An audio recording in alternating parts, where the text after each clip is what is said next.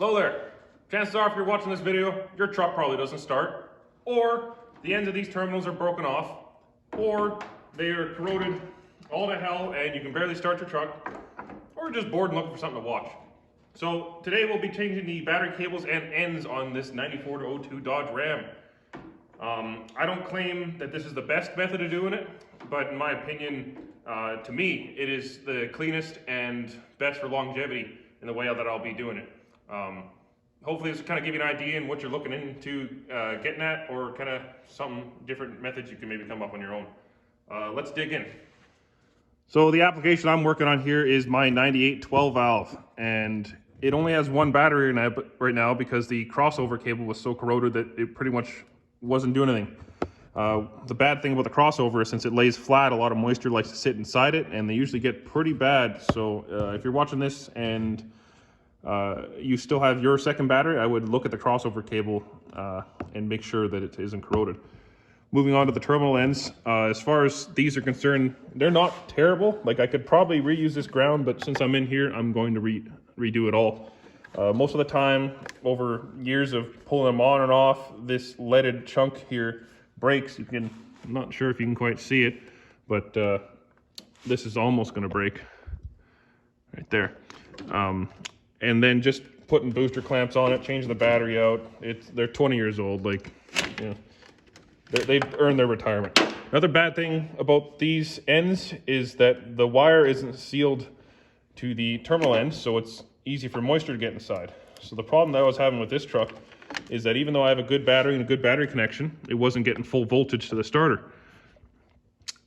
And the cable is getting hot, resulting in this black spot, as you can see. So I will be replacing the full cable and end. I'll also be replacing this 4-gauge wire lead, which goes to the fuse box, and the grid heater wires to supply power. I'll be replacing those with straight 4-gauge wire and getting rid of the fusible links. So I'm going to start with the ground here since it's going to be the quickest. There's an appropriate cable cutter tool you could use. I don't have one, and in my experience, the best way to do a nice clean cut on this cable has been a grinder. Now, if you don't want to get shit all over your truck, you should pull the cable off and put this in a vise and do it. I'll be doing that for the other ones, but for this one here, chop it off.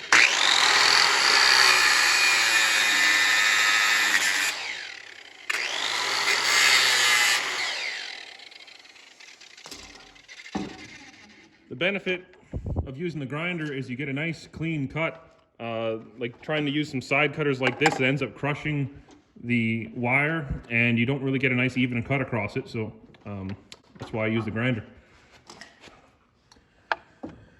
Now next up is to strip back the cable. So I've got a razor blade here.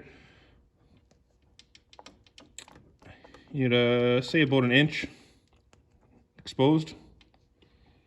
So this cable's pretty good. You can see there's light corrosion starting right here, probably closest to where the terminal end is, but otherwise the copper looks nice and is still all intact. I'll grab the terminal end next. Another quick note is make sure you check the other side of the cable where it connects to the block, because it could be corroded down there. You want to make sure you have a nice cable the whole way through. Now for battery terminal ends, I'm using this die cast clamp. Here's the grout part number if you can access grout stuff. And I will be using a solder on cube, which goes inside here. You want to make sure that if you got the right end, this end should fit on here nicely. Let me get my torch. Another thing that's easy to forget is some shrink tube. So I put the terminal end on, then I measure to about, so you got the same amount of coverage on this side as you do on that side. It's kind of how I like to do it. This is some weatherproof shrink tube. It's a little bit thicker than standard shrink tube. Unfortunately, I don't have any red, so it'll be black on both sides. But I don't think I could get this over here if I tried. Don't forget to put it on before you put the end on. I've done that many times. Okay, so for attempt number 2, I moved this over to a vise. Took the cable off. It's a lot easier doing this way, especially if you only have, if you're by yourself and you don't have an extra set of hands. Same as before, Heat up the cube.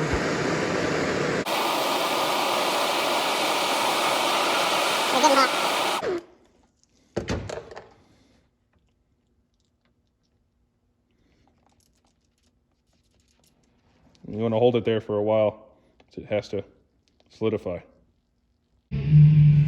Okay, so it's sat for a little bit. You want to do a little pull on it, make sure it's on there pretty good, and then slide over your shrink tube.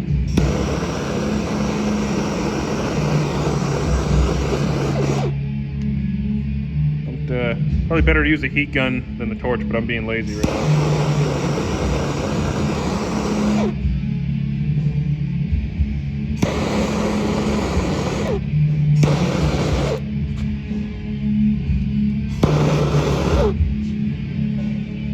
Seal all around. This is some generic 2/0 welding cable.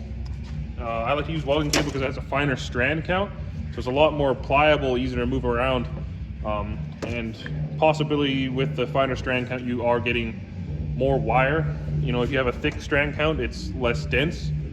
So I'll take the original cable here, take my tape measure, run it along.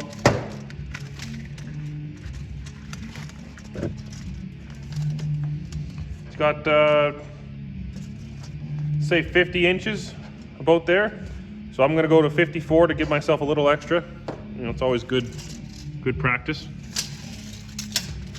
And then I'm gonna go cut this. So starting on this end, we've got a 2/0 copper lug with a 1/2 inch hole in it. Here's the box for it. Same process as doing the negative terminal. Take your razor. Now you could just jam this on here and crush it in the vise. It'll probably get a good enough connection that way. Another option is you could use the solder slug, but this is a little more of a snug fit compared to the end, so I think I'm gonna opt for using the vise. Actually, scratch that. Since I have some extra cubes, I'm going to be doing both. So this is going to be a snug fit, and it'll be tough to get on. If you end up messing up the wires on the end, you can take the piece you're trying to put in, or even a socket that's a little bit bigger, and you roll it around like this, and it straightens the ends out. So hopefully this goes good. Process.